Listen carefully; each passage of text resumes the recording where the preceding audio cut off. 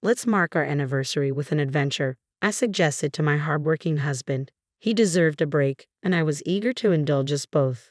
For our first anniversary, I spared no expense, booking us a lavish room in a celebrity-frequented luxury hotel. It was a gesture aimed solely at bringing joy to my husband's heart, yet little did I know it would set the stage for everything that followed.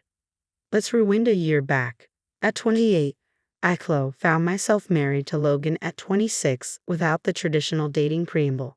Ours was what you might call a zero-day marriage. We crossed paths on a dating app, a decision I made impulsively one tipsy evening. Initially skeptical of the digital dating world, I found myself drawn in by its tales of the unknown, fueled by lingering drinks and curiosity. Amidst a sea of conversations that often fizzled out, Logan stood out. After a month of daily exchanges, we agreed to meet, and from the moment we did, it felt like reconnecting with an old friend. On our first meeting, Logan proposed the idea of dating with marriage in mind, and despite my reservations, I went along with it. It was swift, perhaps too swift, but there was an undeniable pull between us. Before long, we were arranging family meetings, caught up in the whirlwind of our budding relationship. Looking back, I see now the signs I missed, the subtle cues that hinted at what was to come. As we gathered for the family meeting at Logan's home, his excitement was palpable. "Mom, I've brought home my future wife," he announced proudly. Though I felt a twinge of self-consciousness, his mother Grace and sister Lily matched his enthusiasm, setting the stage for the next chapter of our story. As we exchanged pleasantries, Grace warmly greeted me, dispelling any formality. "Let's drop the formalities," she said with a smile. "We're becoming family after all." Her words filled me with warmth, reassured by the prospect of joining such a welcoming family. The tension dissolved instantly, replaced by a sense of familiarity that made it seem as though we'd known each other for years. Just as I was basking in the newfound ease, Lily posed an unexpected question. "So, how much do you make a year?" she inquired, her curiosity bordering on intrusive. Logan swiftly intervened, offering an explanation. "I've just started a new job, so it's entry level for me. Cho's been a nurse for 8 years, so she earns about twice as much," he explained, a hint of pride in his voice. Grace's response caught me off guard. "Wow, you're rich. What a fortunate marriage," she exclaimed, patting Logan's shoulder approvingly. Although his modesty belied the situation, I couldn't shake the unease that crept in. The absence of Logan's father for the past 5 years meant they relied on Lily's part-time cleaning job and Grace's pension. Logan contributed from his meager earnings, a fact that seemed to escape the conversation. Then came the question of our living arrangements. "Where will you live?" Grace inquired, her curiosity tinged with expectation. "We have a condo," I replied, admitting I'd bought it last year, never anticipating marriage. Lily's response veered towards surprise and a hint of envy. "You own a condo? Must be nice," she remarked, a subtle suggestion of newfound wealth. I hastened to clarify, emphasizing that I financed it myself and that the mortgage wasn't significantly different from renting. Grace's tone shifted, expressing reliance and a hint of expectation. "We'll be counting on you from now on," she stated, alluding to potential future assistance. The notion of sharing as a family left me unsettled, but I chose to defer the discomfort for another time. With gratitude and a promise to seek guidance, I excused myself, eager to leave the spotlight. Our aversion to being the center of attention led us to forego a grand wedding ceremony, opting instead for a simple paperwork filing, a decision influenced by my demanding job. I rarely wore rings, so opting for a modest one seemed sufficient. There was no grand proposal with an engagement ring, but I accepted that this was the reality of our situation. After tying the knot, we both remained diligent in our work. Taking charge of our finances, I started stashing away funds, gradually building a safety net for our future. However, after 6 months of marriage, I stumbled upon a concerning discovery. $2,000 had vanished from our account. The only plausible culprit was Logan. Confronting him that evening, I questioned the disappearance. "Did you know $2,000 was withdrawn from our bank account?" I demanded, urging him to contact the bank. Initially taken aback, Logan swiftly adopted a defensive stance, brushing off the issue as a mere loan to his mother. Infuriated by his nonchalant attitude, I pressed him further, emphasizing the importance of communication in financial matters. His dismissive response only fueled my frustration, with a sinking suspicion fueled by a previous encounter where his mother boasted of a casino win.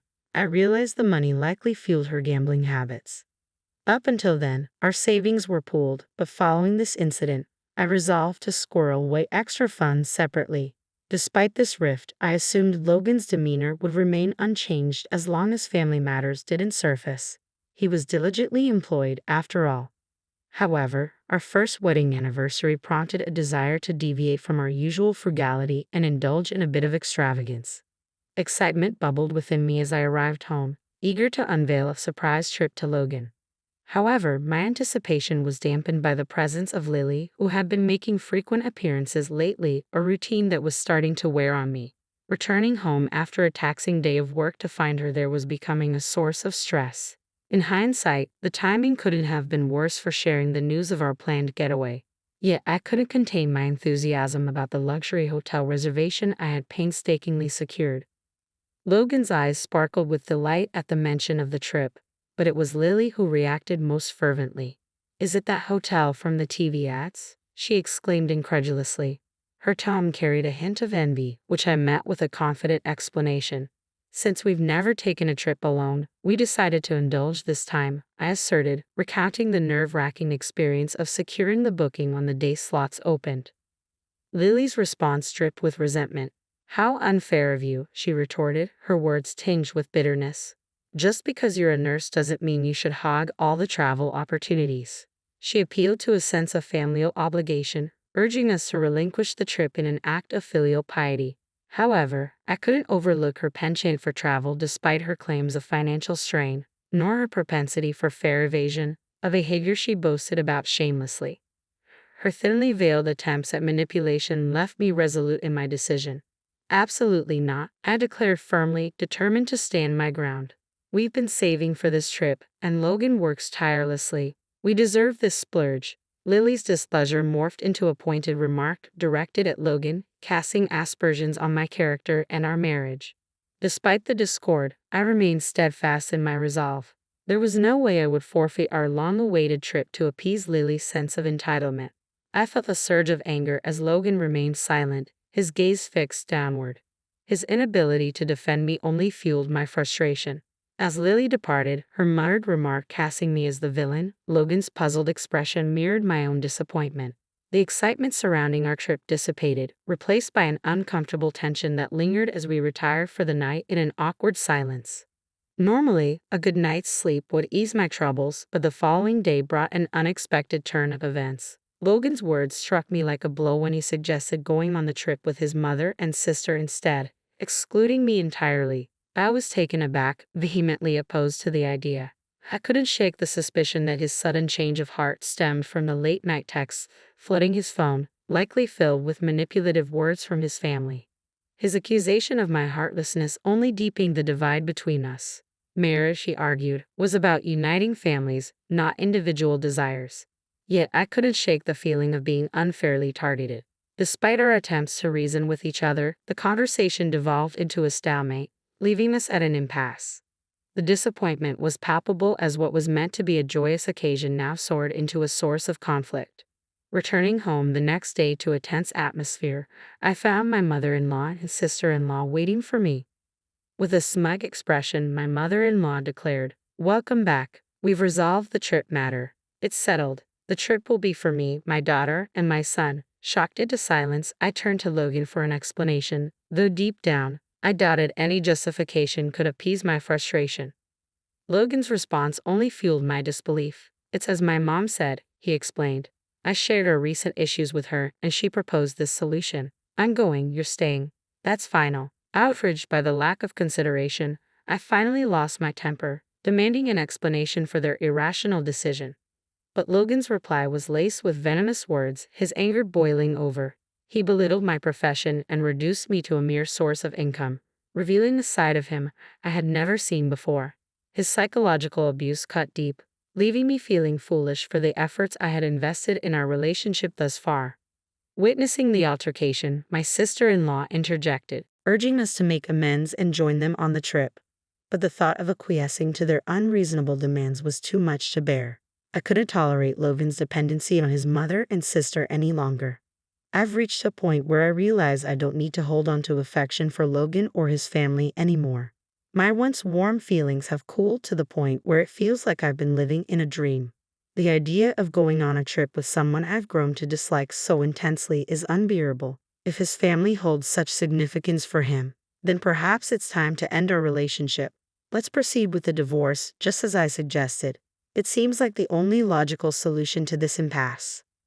Logan agrees, albeit with a hint of relief, suggesting we discuss it further after the trip.